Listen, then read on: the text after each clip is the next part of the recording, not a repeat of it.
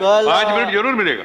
कल धर्मेंद्र प्रधान जी यहाँ बोल रहे थे और बार बार हमारी तरफ कटाक्ष करके हमें ये बोल रहे थे कि सच सुनो, सच सुनने से मोक्ष प्राप्त होता है।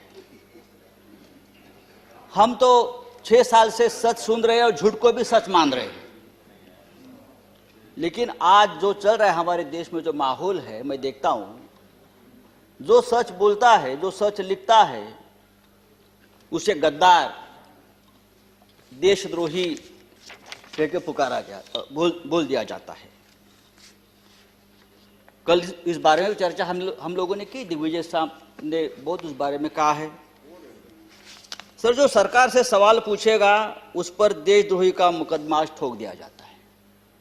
कितने नाम मैं आपको बता सकता हूं। हमारे सदन में संजय सिंह, जो हमारे सदस्य है संजय सिंह, उसके ऊपर देशद्रोह का मुकदमा है।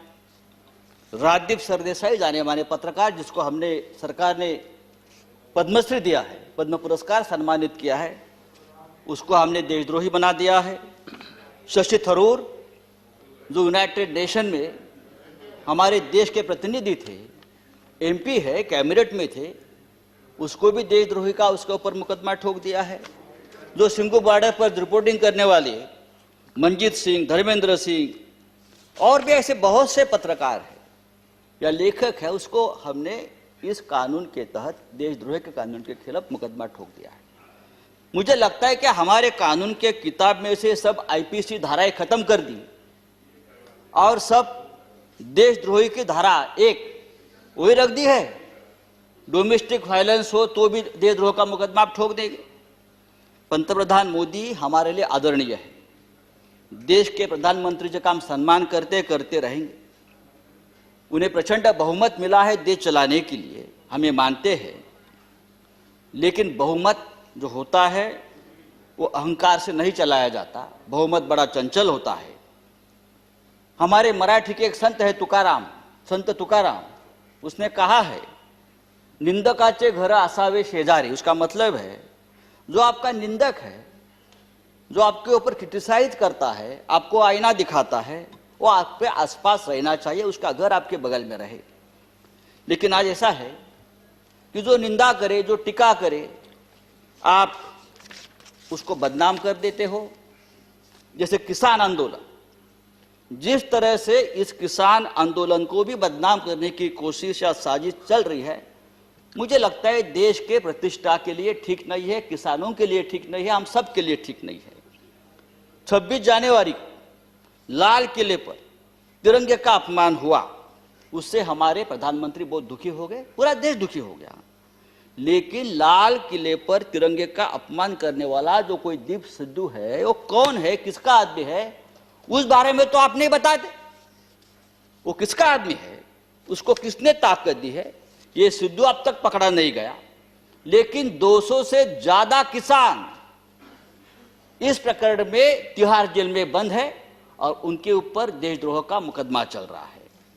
100 से ज्यादा आंदोलक जो युवा है वो लापता है। वो कहां है, पुलिस ने उसका क्या किया, उसका एनकाउंटर किया है, क्या क्या मार दिया, वो पता नहीं है। तो ये जो है, ये देशद्रोही है, अपने हक के लिए लड़ते हैं। लेकिन देश प्रेमी कौन है हमारे देश में? अर्नब गोस्वामी, जिसके वजह से एक निरपराध व्यक्ति महाराष्ट्र में जिसने आत्महत्या की, कंगना रनावत, ये देश प्रेमी है।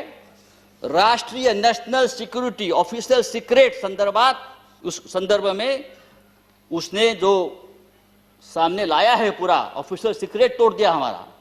बालाकोट स्ट्राइक के बारे में पहले से ही जानकारी सबको बता दी।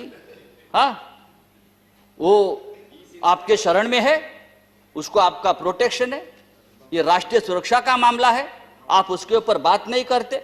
और यही आदमी, यह अर्नब गोस्वामी, जो हमारे मंत्री बैठे हैं वहां, प्रकाश जावड़ेकर जी, हम उसका आदर करते हैं, हमारे महाराष्ट्र से, क्या लिखा है उसके बारे में, प्रकाश जी के बारे में, जो उसने पूरा जो आप संभाषण, जो डायलॉग आया है ना, तो एक कैबिनेट को भी ये ठीक नहीं है, हमारे सरकार को ठीक नहीं। एक मंत्री के बारे में एक टीवी एंकर जिस भाषा का इस्तेमाल करता, अरे हम छोड़, हम राजनीति में, हमारे बारे में आप कुछ भी बोलो, हम सहन लेंगे।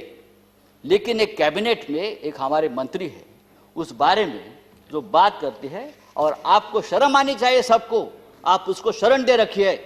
तो ये जो चल रहा है ये नहीं चलेगा सर। राष्ट्रपति जी ने अपने संबोधन में कहा है, भारत जब जब एकजुट हुआ है तब तब उसने असंभव से लगने वाले लक्ष्यों को प्राप्त किया है, एकजुटता की बात की है। अगर ये बात सच है तो गत 3 महीनों से दिल्ली के सीमा पर किसान आंदोलन की एकजुटता तोड़ने में सरकार क्यों लगी है? संजय जी, हजारों किसान आपका 6 मिनट गाजीपुर सिंगू बॉर्डर पर अपने हक के लिए लड़ रहे हैं, और आप इस एकजुटता में आपको देशद्रोह दिखता है। प्लीज। चेयरमैन सर, ये पंजाब, हरियाणा और पश्चिमी यूपी का किसान पूरे देश के किसानों की लड़ाई लड़ रहा है। वो सिर्फ 3 राज्यों की लड़ाई नहीं है, और पूरा देश उनके साथ है। तो उनको देशद्रोह कहना ठीक नहीं। ये पंजाब का किसान, हमारा सिख भाई, जब मुगलों से लड़ा तो हम उसे योद्धा कहते थे, जब अंग्रेजों से लड़ा तो हम उसे देशभक्त कहते थे। कोरोना वायरस में लंगर बांट रहा था तो देश प्रेमी था, लेकिन आज वो अपने हक के लिए लड़ता है तो वो खलिस्तानी हो गया, वो देशद्रोही हो गया। ये कौन सा न्याय है? आप उसको रोकने के लिए बॉर्डर पर किले ठोकते हो, वो बड़े बड़े बैरिकेड्स करते हो। ये बैरिकेड्स, ये किले का जाल अगर आप लद्दाख के बॉर्डर पर करते तो चीन की right Sanjay ji, please. Kilometre अंदर नहीं आती। मैं आपको बताना चाहता हूं सर, ये ठीक नहीं है। लेकिन ये आंदोलन जब तक जिंदा है तब तक हिंदुस्तान जिंदाबाद रहेगा। ये आंदोलन ही हमारी ताकत है, ये देश की ताकत है। Thank you very much. 3 कृषि कानून, श्री रामदास अठवले, श्री रामदास अठवले, ये 3 कृषि कानून के बारे में नहीं, मैं क्या करूं? आप बाकी राइट, राइट।